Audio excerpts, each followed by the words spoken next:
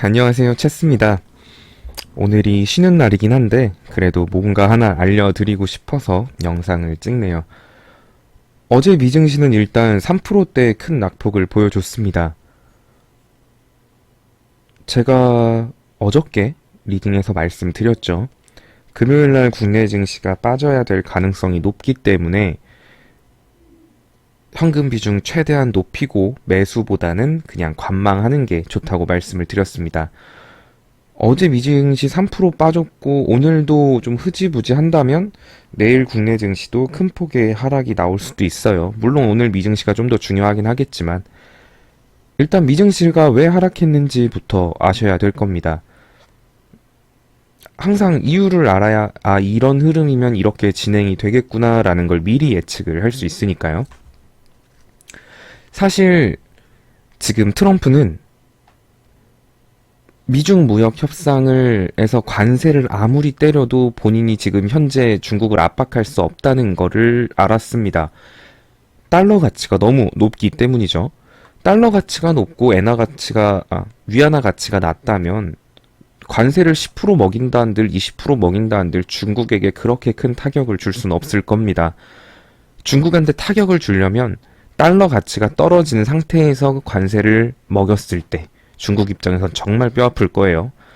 그래서 트럼프는 달러 가치를 떨어뜨리고 싶어 해요. 그게 아니면 중국 돈의 가치가 올라가면 되죠. 위안화 가치가 올라가면 되는데 위안화 가치가 자꾸 떨어지니까 트럼프가 환율 조작국으로 지정을 했죠. 그리고 IMF에게 확인해 달라고 했는데 IMF가 봤을 때 중국 문제 없다라는 입장을 발표하면서 이제 그 말에 듣고 트럼프가 일단은 한 걸음 뒤로 물러난 거예요. 9월 1일부터 당장 관세를 먹이겠다고 했었는데 12월까지 미뤄줬고 또 몇몇 항목의 대회선 제외까지 해주고요. 중국하고 빨리 좀 얘기하자. 중국을 압박하기보다는 대화의 제스처로 가고 있는데 뭐 트럼프 성격상 계속 이렇게 가지는 않을 거예요. 일단은 위안화 가치를 올릴 수 없다면 달러 가치를 떨어뜨리려고 하겠죠. 달러 가치를 떨어뜨리기 위해서 금리 인하를 진행을 하는 거고요. 단순하게 경제적으로 생각을 해보면 시장에 돌아다니는 돈이 많아지면 달러 가치가 떨어지겠죠. 금리를 인하한다는 건 사람들이 대출을 많이 받고요. 왜냐면 대출 이자가 얼마 없을 테니까요. 대출을 많이 받고 은행에 돈 넣어놔봐야 은행 돈도 안 줘. 그래서 시장에 돈이 많이 풀리는 그런 효과를 가져와 줄 수 있다고 말씀을 드렸어요. 금리 인하를 감행하게 된다면 달러 가치가 어느 정도 안정화가 될 겁니다. 트럼프가 노리는 건 이거. 그래서 연준한테 계속 금리 인하하라고 압박을 하는 겁니다. 이렇게 어느 정도 내용을 알고 뉴스를 보시면 좀 더 이해가 빠르세요. 자, 그러면 다시 돌아가서 어저께 미증시가 3%대 낙폭을 보여줬는데 뭐 국채금리 어쩌고저쩌고 말을 합니다. 그럼 그거 보고 그렇구나 라고 생각하고 넘어가시기보다는 이게 뭔지를 알면 더 도움이 되실 거예요. 국채란 나라에서 발행하는 채권입니다. 뭐 어렵게 표현 안 하고 쉽게 할게요. 쉽게 말해 나라가 사람들한테 돈을 빌리는 거예요. 우리도 미국 국채에 투자할 수 있습니다. 뭐 투자한다는 개념보단 돈을 빌려주는 거죠. 그리고 나서 3년 뒤, 5년 뒤, 뭐 2년 뒤, 10년 뒤, 30년 뒤 돌려받는 겁니다. 이자를 계속 받으면서. 그러면 상식적으로 생각을 했을 때 은행 말고요.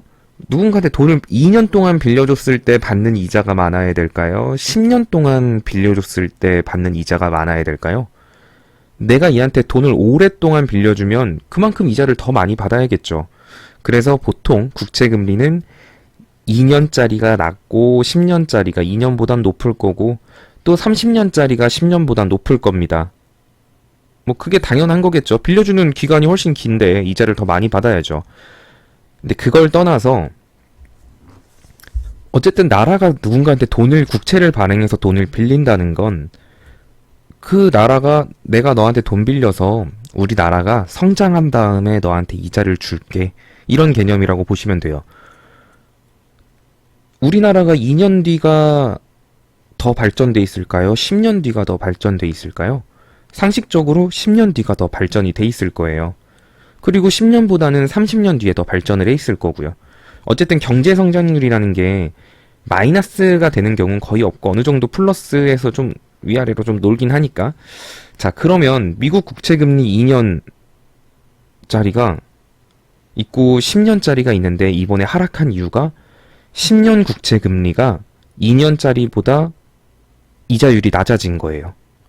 즉 10년 뒤 미국 경제가 2년 뒤 미국 경제보다 좋지 않다라는 것에 대한 거기도 하죠. 그 표현이기도 하죠. 2년 뒤에는 2% 줄게. 근데 10년 뒤에는 그럼 3%라도 줘야 되는데 10년 뒤에 1% 준다고 하는 거예요. 그러면 이게 앞으로 2년까지는 괜찮겠지만 추후 10년 뒤는 미국 증시가 좋지 않겠구나라는 것에 대한 투자자들의 두려움이 시장에 작용을 한 겁니다. 뭐 이렇게 극단적으로 말할 건 없긴 한데 그래도 그런 이유 때문에 빠진 거예요. 자, 그러니까 바로 또 트럼프는 말을 하죠. 이거는 연준, 지금 우리 문제는 중국이 아니다. 바로 연준 너네들이다. 금리 인하를 담당하죠, 걔네들이. 그러니까 지금 계속 이거 가지고 금리 인하를 압박을 하는 거예요. 국채 금리까지도 들먹이면서 이제 연준을 계속 압박해서 달러를 약화시키고 금리 인하를 해서 시장에 좀 돈을 많이 풀고 주식시장을 계속 상승시키고 싶어하는 게 트럼프 입장입니다. 일단 그렇게 해놔야 중국을 확실하게 박살낼 수 있는 힘이 생기고요. 중국을 무릎을 꿇려야 북핵 문제도 자연스럽게 따라옵니다. 중국하고 북한하고 관계가 엄청 긴밀한데 과연 이것들을 따로따로 해결할 수는 있을까요? 못할 거예요. 아마 북한만 먼저 해결한다 하는 것도 불가능할 겁니다. 중국이 방해하면. 트럼프는 재선을 위해서라면 어쨌든 북핵 문제를 해결하든 미중 무역 협상을 해결하든 두 가지를 다 해결해야 되는 입장입니다. 그런 상황에서 현재 지금 트럼프가 해야 될 건 중국 문제부터 해결을 해야겠죠. 근데 중국 문제부터 해결하자니 달러 가치가 너무 높아요. 관세를 먹이고 해도 소용이 없어요. 이렇게 되는 상황이라면. 그럼 달러 가치를 낮춰야 돼요. 그러려면 금리 인하를 해야 됩니다. 금리 인하를 하려면 뭔가 연준을 압박을 해야겠죠. 지금 우리 경제 지표가 이렇게 안 좋은데 너네 금리 인하 빨리 해라. 그냥 단순히 연준한테 나 중국하고 싸우기 위해서 금리 인하해야 돼 라고 하면 말도 안 되는 소리죠. 그런 건. 그래서 지금 이러한 이유들이 계속 등장하면서 금리 인하에 대한 압박을 더 할 거예요. 이는 분명히 국내 증시에도 호재고 세계 증시에도 호재일 겁니다. 근데 그건 단기적인 거예요. 결국에는 트럼프가 생각하는 건 이렇게 금리 인하해서 달러 가치 떨어뜨려 놓고 그 다음에 중국하고 싸울 거거든요. 중국은 트럼프가 재선하는 기간 중국 입장에서는 미국 정권이 바뀌기를 기대할 거예요. 그때까지 버틸 거고요. 어떻게 보면 정말 긴 싸움이 될 수도 있어요. 상승장이 빠르게 찾아오지 않을 수도 있다는 의미인데 그러면 또 한 1년 횡보하겠죠. 또 횡보장에선 또 횡보장에 맞춰서 수익 보면 되는 거니까. 일단 이런 식으로 좀 요즘 상황이 복잡합니다. 말로 해도 좀 복잡하네요. 어쨌든 저는 항상 여러분들한테 미리 말씀드리고 있고 뉴스 기사 막 쭉쭉 긁어가지고 결과는 이렇게 됐으니 뭐 이렇게 된 거다 뭐 이런 결과론적인 얘기 안 하잖아요. 앞으로 어떤 식으로 증시가 흘러갈지 지금 이 사태가 다음번에 어떻게 진행이 될지 하나씩 꼼꼼하게 짚어드리면서 리딩 진행하고 있으니까 글이 길더라도 좀 꼼꼼히 읽어주시고 영상이 길더라도 투정 부리지 마세요. 오늘은 다들 쉬고 계시겠네요. 그럼 내일 뵙도록 하겠습니다.